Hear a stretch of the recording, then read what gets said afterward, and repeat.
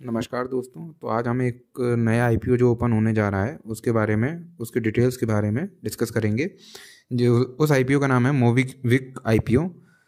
तो ये आईपीओ कब ओपन होने वाला है, क्या प्राइस बैंड में आने वाला है, क्या इसकी टाइमलाइंस हैं और अभी इसका क्या जीएमपी चल रहा है, तो सारी चीज़ों के बारे में एक बार डिटेल डिस्कशन करेंगे। अप्लाई करना है या नहीं करना है उसके बारे में भी हम लोग डिस्कशन करेंगे। तो चलिए मैं सबसे पहले मोबीक्विक आईपीओ वाला स्क्रीन लगा लेता हूँ।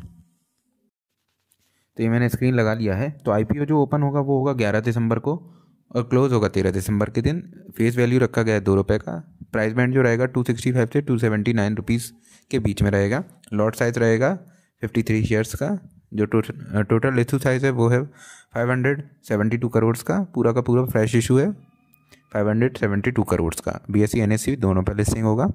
और जो अलॉटमेंट जिन लोगों ने शेयर्स में अप्लाई किया है उनको अलॉटमेंट हुआ कि नहीं हुआ उसका पता चलेगा 16 दिसंबर के दिन। और अगर अलॉटमेंट नहीं हुआ तो पैसा जो रिफ़ंड आएगा वो आएगा 17 दिसंबर के दिन। और अगर आपको मतलब अलॉट हो गया है तो आपके जो डीमेट अकाउंट में शेयर क्रेडिट होंगे वो होंगे 17 दिसंबर के दिन और नेक्स्ट डे ही इसकी लिस्टिंग हो जाएगी जो कि है 18 दिसंबर के दिन। तो क्यूआईबी कैटेगरी में रखा गया 75% का कोटा और रिटेल में रखा गया ओनली 10% का। तो चांसेस हैं, बहुत कम चांसेस हैं मिलने के, क्योंकि इशू साइज़ भी सिर्फ 572 करोड़ का ही है। एचएनआई कैटेगरी में रखा है 15% का कोटा। ठीक है, अगर रिटेल कैटेगरी में अप्लाई करते हैं तो आपको मिनिमम 1 लॉट के लिए अप्लाई करना पड़ेगा जिसमें मिलेंगे आपको 53 शेयर्स। अगर आपको स्मॉल एचएनआई कैटेगरी में अप्लाई करना है जो कि होती है 2 लाख से ऊपर वाली कैटेगरी, तो आपको 14 लॉट्स के लिए अप्लाई करना पड़ेगा। और आपको बिग एचएनआई कैटेगरी जो कि 10 लाख से ऊपर वाली होती है उसमें अप्लाई करना है तो आपको अप्लाई करना पड़ेगा 68 लॉट्स के लिए। अगर आईपीओ फुल्ली सब्सक्राइब हो जाता है सारी कैटेगरीज़ में, तो अगर आपने बिग एचएनआई में भी अप्लाई किया तो आपको सिर्फ 14 लॉट्स ही मिलेंगे जो कि है स्मॉल एचएनआई वाली कैटेगरी। पर अगर आप बिग एचएनआई में अप्लाई करते हैं तो आपको स्मॉल एचएनआई कैटेगरी से मिलने के चांसेस बढ़ जाते हैं। जो प्रोमोटर की होल्डिंग है, शेयर होल्डिंग काफ़ी कम है, 32.96% है। तभी मैं सोच रहा था कि इसमें ऑफर फॉर सेल क्यों नहीं है, क्योंकि प्रोमोटर के पास जो शेयर्स हैं वो सिर्फ 32.96% ही बचे हुए हैं। मूवी क्या करती है सभी लोग जानते हैं, एक डिजिटल पेमेंट ट्रांसफ़र करने का एक माध्यम देती है जिससे हम लोग अपने बिल्स वगैरह या मोबाइल रिचार्ज, इलेक्ट्रिसिटी बिल या क्रेडिट कार्ड्स के बिल पे कर सकते हैं, है ना। तो ये सारी चीज़ें जो भी एक अपनी यूपीआई ऐप वगैरह जैसे करती हैं वैसे ही सारा ये काम करती है ना। बैलेंस वगैरह कितना है अपने बैंक अकाउंट में वो भी चेक कर सकते हैं। ठीक है, क्यूआर कोड स्कैन करके पेमेंट कर सकते हैं यूपीआई या रुपए क्रेडिट कार्ड के थ्रू। ट्रांसफ़र मनी भी ट्रांसफ़र कर सकते हैं थ्रू फ़ोन नंबर और यूपीआई आईडी और थ्रू द बैंक अकाउंट। ये सारा मतलब डिजिटल फिनटेक कंपनी है, जो भी डिजिटल फिनटेक कंपनियाँ काम करती हैं वही सारा ये काम करती है।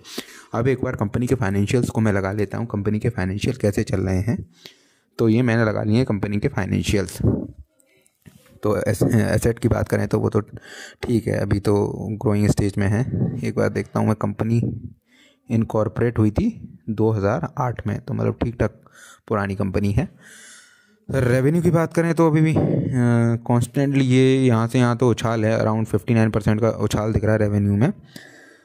और प्रॉफिट आफ्टर टैक्स की बात करें तो ये देखिए माइनस में चल रहा था 128 करोड़ माइनस, फिर 83 थोड़ा कम हुआ, फिर यहाँ लास्ट ईयर ये प्रॉफिट में आया 14 करोड़ के आसपास। पर अभी भी ये नेगेटिव में चल रहा है, -6 करोड़ के नेट लॉस में है। मतलब ग्रोइंग स्टेज में कंपनी ग्रो कर रही है धीरे धीरे।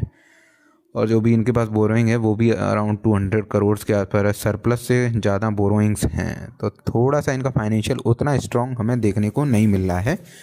तो चलिए एक बार इसका मैं जीएमपी और लगाता हूँ, फिर डिसीजन लेते हैं कि इसमें अप्लाई करना है या नहीं करना है।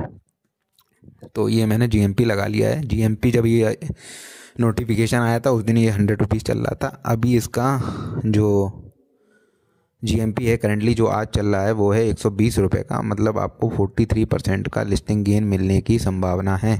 तो जिनको भी लिस्टिंग गेन के लिए अप्लाई करना है वो लोग कर सकते हैं, पर लॉन्ग टर्म के लिए एक बार इसमें सोचना पड़ेगा क्योंकि इसके फाइनेंशियल उतने स्ट्रॉन्ग नहीं दिख रहे हैं। इससे भी बेटर अपने पास स्टॉक्स अवेलेबल हैं शेयर मार्केट में होल्ड करने के लिए लॉन्ग टर्म। तो लॉन्ग टर्म के लिए तो मैं थोड़ा सा अवॉइड करने के लिए बोलूँगा, पर आप अगर लिस्टिंग गेन के लिए जाना चाहते हैं तो बिल्कुल जा सकते हैं, क्योंकि 120 रुपीज़ 43% के आसपास का जीएमपी चल रहा है।